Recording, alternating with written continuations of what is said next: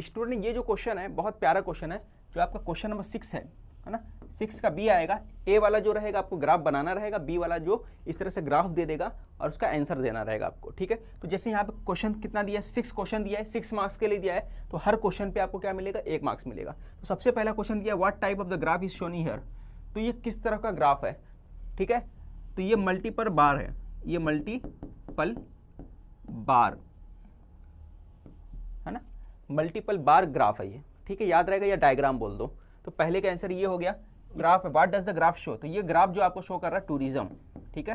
तो आपको याद होना चाहिए क्या शो कर रहा है, टूरिज्म शो कर रहा है। सेकंड क्वेश्चन हो गया which country tourism has larger share in the contribution towards GDP, किसका शेयर बहुत ज़्यादा है। तो इसमें अगर ग्राफ में देखोगे तो 2 कंट्री की बात बोला है, एक ब्राज़ील है और एक इंडिया है, ठीक है। क्वेश्चन क्या है, which country tourism has larger share in contribution towards the GDP, किसका शेयर ज़्यादा है ना, जीडीपी में ये बोला है। तो देखो ये वर्ड जो यहाँ पे बोला है जीडीपी, तो जीडीपी के हिसाब से देख लो, तो जीडीपी के हिसाब से देखेंगे तो देखो यहाँ पे इंडिया आ रहा है, ठीक है।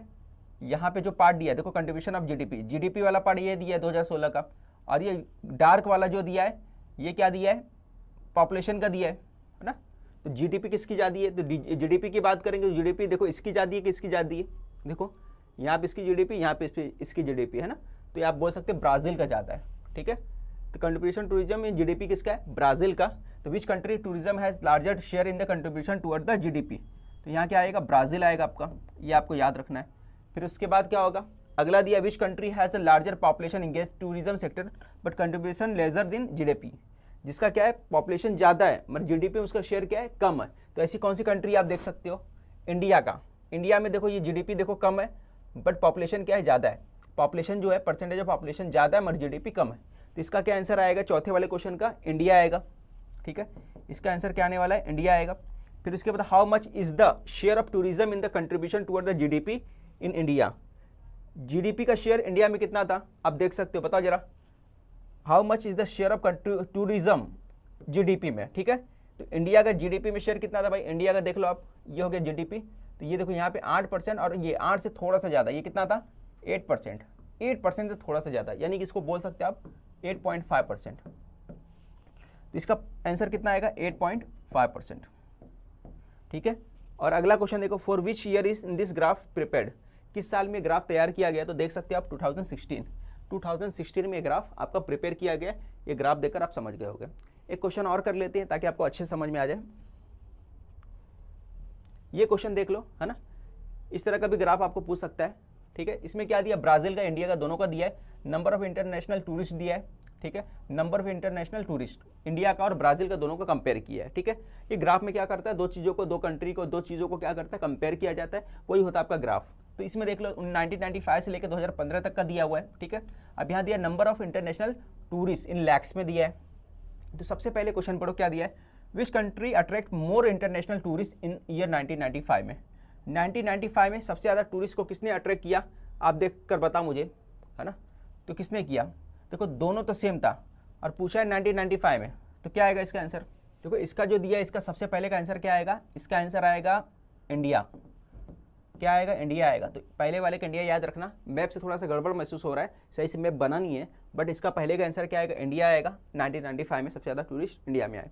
फिर in which country did more international tourist arrive in the year 2000 में सबसे ज़्यादा कहाँ पे पहुँचे, तो 2000 में आप देख सकते हो ब्राज़ील में। देखो इंडिया का नीचे लाइन, ब्राज़ील का ऊपर है, तो बोल सकते हो कहाँ पे, ब्राज़ील। ब्राज़ील के लिए क्या लिया मैंने, रेड कलर लिया, तो आप बोल सकते हो सेकंड वाले का आंसर क्या आएगा, ब्राज़ील आएगा, ठीक है।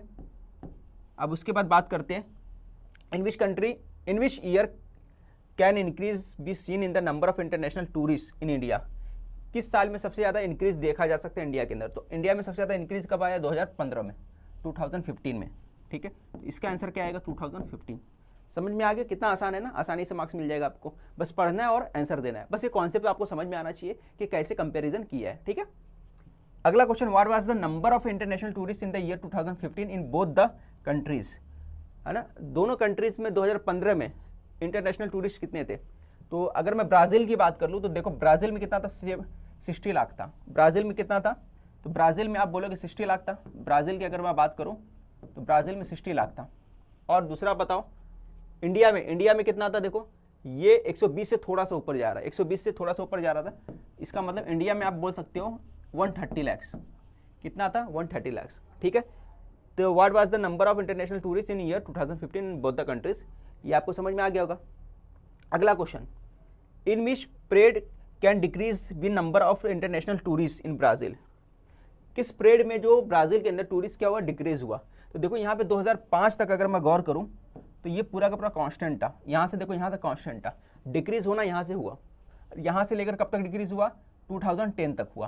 तो आप लिख सकते हैं यहाँ पे फ्रॉम 2005 टू 2010 तक। फिर इसके बाद क्या हो रहा है? देखो इंक्रीज हो रहा है। तो इसका आंसर क्या आएगा?